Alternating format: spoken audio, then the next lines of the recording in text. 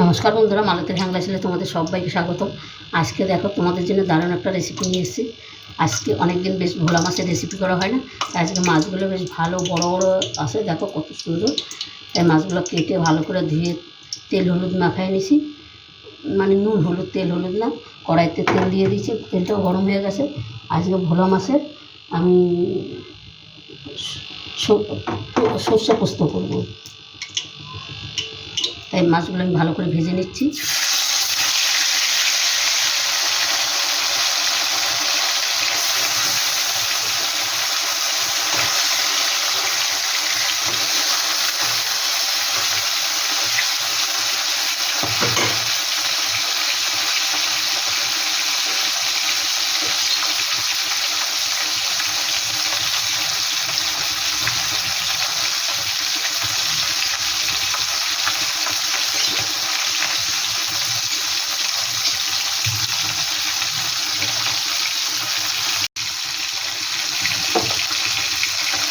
এই মাছগুলো কিন্তু ভাজা হয়ে গেছে, এবার এতে নামিয়ে দিচ্ছি।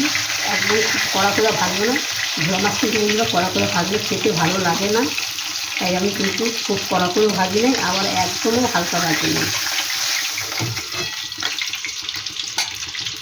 এই একইভাবে ওই দুটো আমি ভেজে নেব।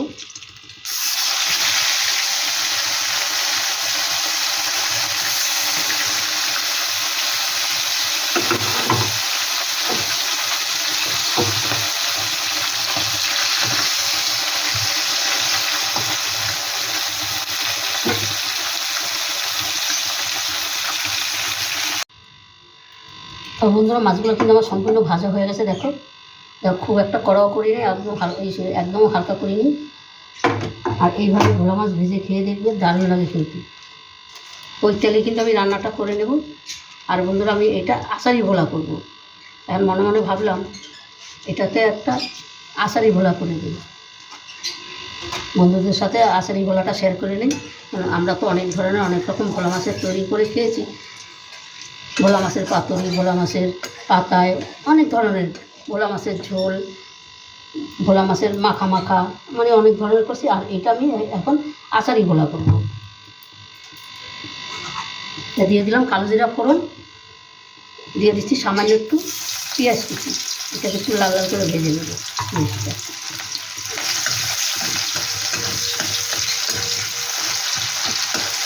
লাল লাল করে পেঁয়াজটা ভেজে নিলে গন্ধটা দারুণ লাগে, যে কোনো সবজির তরকারিতে দারুণ লাগে কিন্তু খেতে, পেঁয়াজের গন্ধটা দারুণ আসে।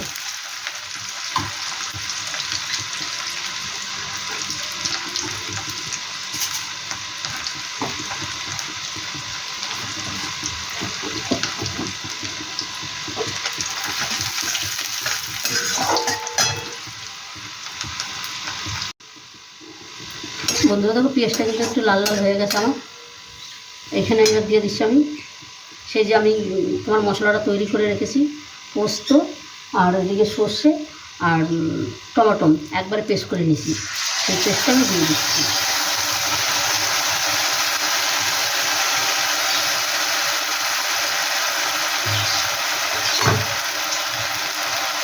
এদের সামান্য একটু জল দিয়ে দিলাম।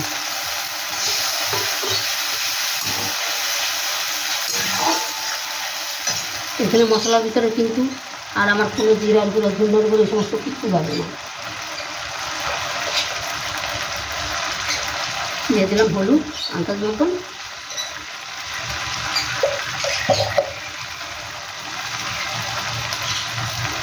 দিয়ে দিচ্ছি লবণ স্বাদ মতন,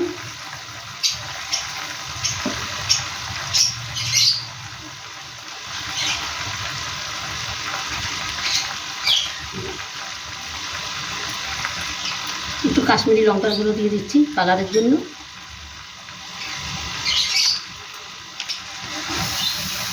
একটু কষিয়ে নিয়ে ভালো করে।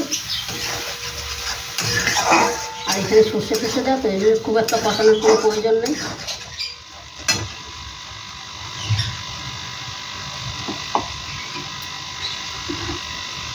আর এখানে দিয়ে দিচ্ছি যেরকম এটা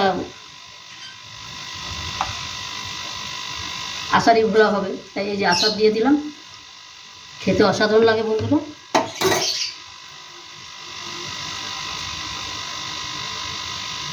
আর এই যে আষাঢ়ি মশলা করে রেখেছি সেই মশলাটাও দিয়ে দিলাম, একসাথে আমি সব দিয়ে দিলাম। কিন্তু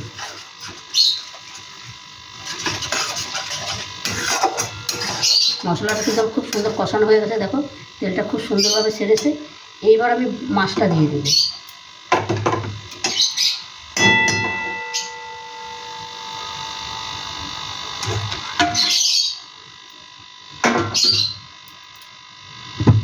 এবার মাছটা দিয়ে একটু নাড়াচাড়া করে একটু এদিকে দিক উল্টিয়ে পাল্টাই দেবো।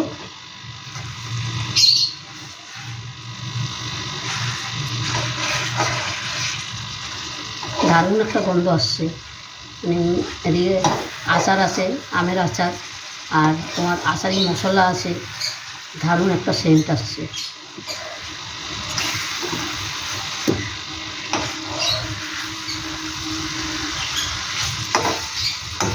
এবার অল্প করে একটু জল দিয়ে দেবো, আমি বেশি জল দেবো না কিন্তু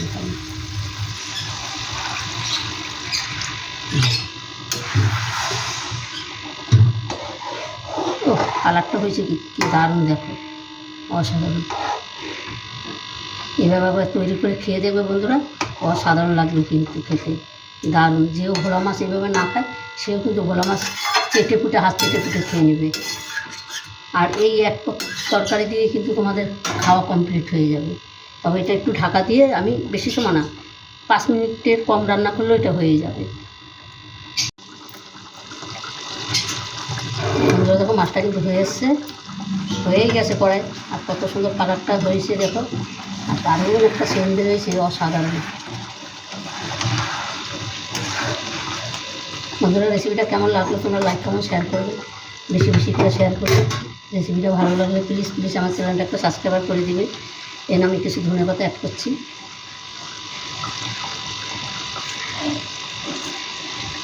এই ধনেপাতাটা দিয়ে আমি গ্যাসটা একদম কমিয়ে 5 মিনিট একদম ঢাকা দিয়ে রেখে দেবো।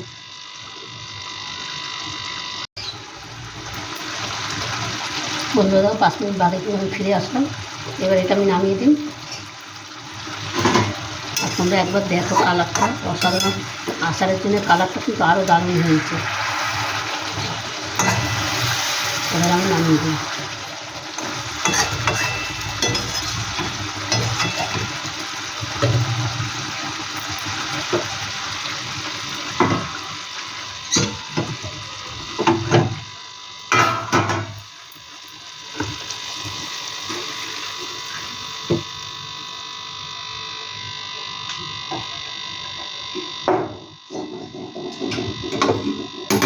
দেখো বন্ধুরা কত সুন্দর হয়েছে।